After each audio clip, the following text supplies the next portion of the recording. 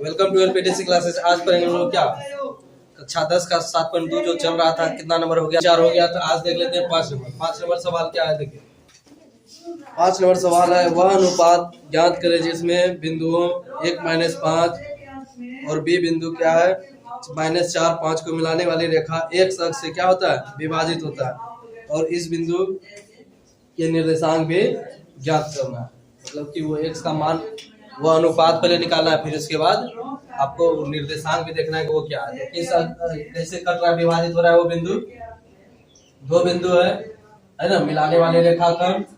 तो किस अनुपात, किस अक्ष से कट रहा है? x अक्ष। ऐसे विभाजित हो रहा है x अक्ष। कल बताए थे x अक्ष यानी क्या हो जाएगा? x0। क्या हो जाएगा? x0। दोनों बिंदु क्या क्या था? वो दोनों बिंदु है, पहला है आपका मान लेते ए बी। ए है आपका मानेगा क्या? दिले 1 - 5। बी दिया हुआ है -4 ठीक है। इसको मान लेते हैं सी। ठीक है। आपको अनुपात भी दिखाना है, कितना अनुपात है m1 m2। ठीक है। और साथ साथ ये x का मान आएगा तो जाके हमको क्या पता चल जाएगा कि बीच में निर्देशांक कितना था मान। ठीक है। तो आइए देखिए, तो क्या करेंगे, बिंदु लिखेंगे ए 1 - 5 बी -4 5। ठीक है। और हो गया आपका क्या, इसका m1 m2 पता है? नहीं पता। अनुपात नहीं पता है। अनुपात m1 अनुपात m2। ठीक है। फिर हो गया x1 x2 नहीं पता है। x1 x2 क्या करेंगे हम लोग? यहाँ से निकाल लेंगे x1 x2। x1 कितना हो जाएगा? 1। x2 कितना हो जाएगा? -4। x1 1 हो गया, x2 कितना हो गया? -4। y1 कितना हो गया? -5। y2 कितना हो गया? ठीक है। और निर्देशांक जो x अक्ष से विभाजित हो रहा है, तो निर्देशांक क्या हो जाएगा? निर्देशांक क्या हो जाएगा? x0। क्या हो जाएगा? फॉर्मूला लगा देंगे और अनुपात निकल जाएगा। फॉर्मूला क्या हो जाएगा? m1 x2 plus m2 x1 बटे m1 प्लस m2। फिर हो जाएगा आपका m1 y2 और प्लस m2 y1 बटे m1 प्लस m2। ठीक है। अब देखिए m1 क्या है पता नहीं है। m1 गुना x2। x2 कितना है? -4 प्लस, देखिए फिर हो गया m2 नहीं पता है। फिर हो गया x1 कितना है? 1 बटे m1 प्लस m2। ठीक है। फिर कोमा y1 देखिए कितना है? m1 नहीं पता है। y2 कितना है? 5 है प्लस m2 नहीं पता। y1 हो गया -5 बटे m1 प्लस m2। ठीक है। क्या हो जाएगा? x0 बराबर 4 -4 गुना m1 करेंगे तो -4 m1 1 गुना करेंगे तो क्या हो जाएगा? m2 होगा बटे m1 प्लस m2। देखिए फिर हो गया यहाँ पर आगे कितना हो जाएगा? 5 m1 और हो गया प्लस गुना माइनस क्या हो जाएगा? -5 m2 और बटे m1 प्लस m2। ये हो गया। ठीक है। आगे क्या सॉल्यूशन जाने के लिए क्या करना पड़ेगा? इसके x को x बराबर, y को y बराबर। x को यदि लेते हैं तो हमारा मान क्या रहता है? अधूरा ही रह जाएगा। तो हम लोग y को लेंगे 0। ठीक है। तो 0 किसके बराबर होगा? y के बराबर। इसके बराबर है ना, y के बराबर। यानी 0 कहाँ है? y के जगह में कहाँ है? तो y किसके बराबर हो जाएगा? y। मेन समस्या यही है, समझना।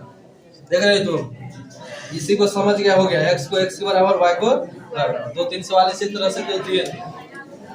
ठीक है। तो 0 को किसके बराबर कर देंगे? इसके बराबर आ जाएगा आंसर। देखिए तो क्या लिख देंगे? 0 बराबर क्या हो जाएगा?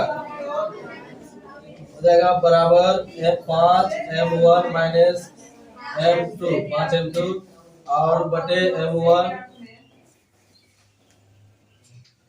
बटे क्या हो जाएगा? m1 plus m2। ठीक है। तो इसको क्या करें? क्रॉस मल्टीप्लाई, ऊपर नीचे कर दिए गुना, तो इसको गुना इससे कर दीजिए, इधर ला दीजिए। क्या हो जाएगा?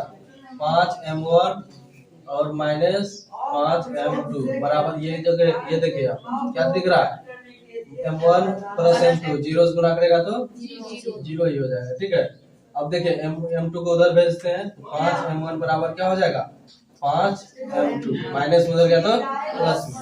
अब हम संख्या को संख्या के पास और क्या करेंगे m2 को मतलब m1 को m2 के पास ला लेंगे m1 m2 गुना कर इधर आएगा तो भाग हो जाएगा। अब 5 है ये भी बट्टे में इधर चल जाएगा कट जाएगा 1 1 आ जाएगा क्या हो जाएगा तो अनुपात क्या हो गया m1 अनुपात m2 बराबर 1 अनुपात ये हो गया आपका। ठीक है, अब जो है कि है ना अब देखिए तो हमें पता चल गया m1 और m2 पता चला और निकालना क्या है ये x ये निर्देशांक में निकालना है कि कितना होगा। तो हम लोग क्या करेंगे फिर से इस पर यूज करेंगे ये वाला ये किसके बराबर है इधर यूज कर दो इधर x किसके बराबर है x बराबर लिख देंगे -4m1 प्लस m2 ये ना होगा बटे क्या हो जाएगा m1 प्लस m2 ये ना होगा x बराबर हो जाएगा देखिए -4 m1 का पता अभी चला था ना m1 कितना है 1 m1 कितना है 1 प्लस m2 कितना है 1 ही है m1 1 प्लस m2 कितना है 1 ही है ये भी। ठीक है, x बराबर देखिए कितना हो जाएगा तो -4 गुना 1 4 न होगा -4 गुना 1 -4 ही हो गया अब फिर हो गया प्लस 1 बटे 2 x बराबर क्या हो गया 4 में 1 घट रहा है जुट रहा है घट जाएगा माइनस प्लस घट जाएगा तो कितना हो जाएगा -3 बटे 2। तो देखिए x का मान आ गया तो निर्देशांक क्या हो जाएगा तो निर्देशांक क्या हो गया निर्देशांक क्या था x 0 था ना x का मान कितना आ गया -3 बटे 2 0 का 0 हो जाएगा निर्देशांक ये होगा -3 बटे 2 0। ठीक है, तो हो गया इसका दो आंसर एक हो गया अनुपात एक हो गया निर्देशांक उतार लीजिए इसको। ठीक है, तब मिटाते हैं इसको 5 नंबर 6 नंबर लिखिए देखिए तो कितना नंबर 6 नंबर। ठीक है, तो 6 नंबर सवाल क्या है कि बिंदु 1 2 4 y x 6 और 3 5 4 बिंदु है। ठीक है, इस क्रम में है इसी क्रम में लेने पर मतलब जिस तरह से दिया हुआ इसी क्रम में लेने पर एक समांतर चतुर्भुज के शीर्ष हो मतलब ये दिया हुआ है ये चारों बिंदु जो है समांतर चतुर्भुज बनाता है क्या बनाता है मतलब 4 भुजाओं से घिरा हुआ है। ठीक है, तो आपको x और y का मान निकालना है। समांतर चतुर्भुज जानते हैं हम लोग जिनके आमने सामने भुजा बराबर होता है विकर्ण अलग अलग होता है क्या होता है इस तरह का ये हो गया आपका क्या ये क्या हो गया आपका समांतर चतुर्भुज क्या हो गया ये इनमें क्या होता है आमने सामने भुजा बराबर आमने सामने का विकर्ण खाली क्या होता है विकर्ण अलग अलग समांतर चतुर्भुज में विकर्ण क्या होता है चतुर्भुज में अभी 4 बिंदु दिया हुआ है मान लेते हैं A B C और D। ठीक है, देखिए तो बोलता है इसी क्रम में लेने पर तो देखिए पहला बिंदु क्या है तो बिंदु जो है कि एक क्या है इसी बोलता है इसी क्रम में जिस क्रम में दिया हुआ है तो पहला क्या है 1 2 पहला क्या है 1 2 दूसरा है 4y दूसरा क्या है 4y तीसरा क्या है 1 6 और चौथा क्या है 3 5 3 5। ठीक है, तो यह एक समांतर चतुर्भुज इतना बोल दिया है कि यह क्या है चारों बिंदु समांतर चतुर्भुज बना रहा है मतलब इसमें निकालना नहीं निकालना क्या है y और x यही निकालना है x और y का मान बताना है क्या है। तो इसमें क्या करें सॉल्यूशन करते हैं माना A B C D एक समांतर चतुर्भुज है क्या है समांतर चतुर्भुज है। ठीक है, तो जब समांतर चतुर्भुज रहता है तो इसके देखिए कोना से कोना मिलाने वाली रेखा क्या कहते हैं विकर्ण क्या कहते हैं विकर्ण। तो इनके विकर्ण जो होते हैं समांतर चतुर्भुज है तो इसके विकर्ण क्या होगा इसके विकर्ण समद्विभाजित करता है क्या करता है समद्विभाजित करता है एक दूसरे को। अब देखिए समझिए समद्विभाजित मतलब क्या हुआ। सम मतलब बराबर, द्विभाजित मतलब दो भागों में बांट। मतलब कि ये विकर्ण हो गया, एक विकर्ण क्या हो गया AC, एक विकर्ण क्या हो गया BD। दोनों ऐसा जब हम काटेगा कि समद्विभाजन मतलब कि दोनों का जो निकलेगा मध्य बिंदु दोनों का बराबर होगा। क्या होगा मतलब दोनों का बंटवारा जो होगा, यहाँ जो काटने वाला जो रेखा है एक दूसरे, मतलब कि ये BD भी आधा होगा, BD का क्या होगा, BD को भी आधा से आधा काटेगा। क्या करेगा, कौन काट रहा है BD को, कौन काट रहा है AC, BD को कौन काट रहा है AC, और AC को कौन काट रहा है AC को कौन काट रहा है BD, इसको भी आधा काटेगा। मतलब समद्विभाजित मतलब दो भागों में बांट देगा। समझ रहे बात को, दोनों इसके तो कब होता है, जब यह समांतर चतुर्भुज हो। कब होगा, जब यह समांतर चतुर्भुज होगा तो इसके विकर्ण जो होगा एक दूसरे को किस जगह काटेगा, समद्विभाजन करेगा। मतलब कि दोनों का जो है कि बंटवारा एकदम बराबर बराबर करेगा। मतलब AC काटेगा BC को आधा और BC भी काटेगा AC को एकदम आधा। मान लेते हैं AC है 10, AC है 10, तो काटा कितने जगह में होगा, 5वें स्थान में। कहाँ, जहाँ 5 सेंटीमीटर मतलब 10 सेंटीमीटर का है तो 5 सेंटीमीटर के स्थान पे जाके काटा। अब BD मान लेते हैं कितना है, BD कितना है 20 है, तो 20 का आधा क्या होगा 10। मतलब BD जो है एकदम 10, मतलब कि दोनों को बराबर आधा आधा काटा। क्या कर रहा है आधा। तो बीच वाला बिंदु को क्या कहते हैं, मध्य बिंदु। बीच वाला बिंदु क्या कहते हैं मध्य बिंदु। मतलब AC का मध्य बिंदु और BD का मध्य बिंदु, दोनों का एक ही जगह है। क्या है, एक ही जगह, और दोनों का आधा काट रहा है, समद्विभाजित कर रहा है, तो दोनों का मध्य बिंदु क्या होगा, बराबर होगा। दोनों का मध्य बिंदु क्या होगा, इसलिए क्या लिखेंगे, क्या लिखेंगे विकर्ण। इसीलिए क्या लिखेंगे विकर्ण AC का मध्य बिंदु, मध्य बिंदु किसके बराबर होगा, BD के मध्य बिंदु के बराबर होगा। BD के मध्य बिंदु के बराबर हो गया। AC का मध्य बिंदु बराबर BD का मध्य बिंदु। तो AC का मध्य बिंदु, तो AC का मध्य बिंदु क्या होगा, फॉर्मूला x1 प्लस x2 बटे 2 और y1 प्लस y2 बटे 2, ये हो गया। फिर हो गया BD, फॉर्मूला तो वही लगेगा x1 प्लस x2 बटे 2, y1 प्लस y2 बटे 2, ये हो गया।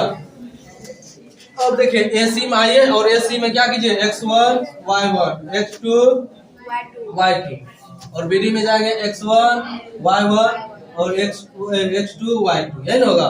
तो x1 आइए AC में, AC इधर है देखिए, एक और प्लस क्या हो जाएगा x, एक x1 क्या है 1, x2 क्या है x बटे 2 हो गया। फिर कोमा देखिए y1 कितना है, y1 2 और प्लस 6 बटे 2 हो गया, ठीक है बराबर। इधर देखिए BD में, तो BD में x1 कितना है 4, ठीक है, और x2 कितना है 3 और बटे 2 हो जाएगा। और देखिए y1 कितना है y और y2 कितना है 5 बटे 2 हो गया। दोनों का मध्य बिंदु बराबर कीजिए, हो गया। अब देखिए इससे आगे जाएंगे तो एक बार सॉल्यूशन करिए, देख लो 1 प्लस 1 जुटेगा, नहीं जुटेगा, नहीं जुटेगा। 1 प्लस x बटे 2, 6 2 8 बटे 2, ठीक है। फिर हो गया यहाँ देखिए 4 3 7 बटे 2 और y प्लस 5 जुटेगा, नहीं जुटेगा, y प्लस 5 बटे 2। अब देखिए तो हम लोग देख रहे हैं कि इसका भी मान x में हो रहा है, इसका भी मान y में क्या है। तो हम लोग यहाँ क्या करेंगे, x को x के बराबर, y को y के बराबर में होता है। जो पिछले सवाल में किए थे, x को किसके बराबर, x के बराबर। तो यहाँ बांट देंगे, क्या करेंगे बांट देंगे, कैसे 1 प्लस x बटे 2 किसके बराबर होगा, x क्या है 7 बटे 2, तो क्रॉस मल्टीप्लाई कर दीजिए, क्या हो जाएगा, क्या हो जाएगा x गुना 1 गुना क्या है 2 गुना कर दो 1 प्लस 1, 2 गुना 1 2 गुना x 2x होगा, और 7 गुना 14, तो 2x बराबर 14, प्लस में है 2 उधर गया तो माइनस में, 2x बराबर 12, 14 में 2 घटा 12, x बराबर 12 बटे 2, कितना हो गया 6 हो गया। तो x का मान कितना हो गया 6, इसका मान लाना है और y का मान। इसी तरह y इसको क्या कर दो, इसके बराबर 8 बटे 2 को किसके बराबर, इसके बराबर कर दीजिए, देखिए आ जाएगा आराम से, देखिए आराम से आ जाएगा।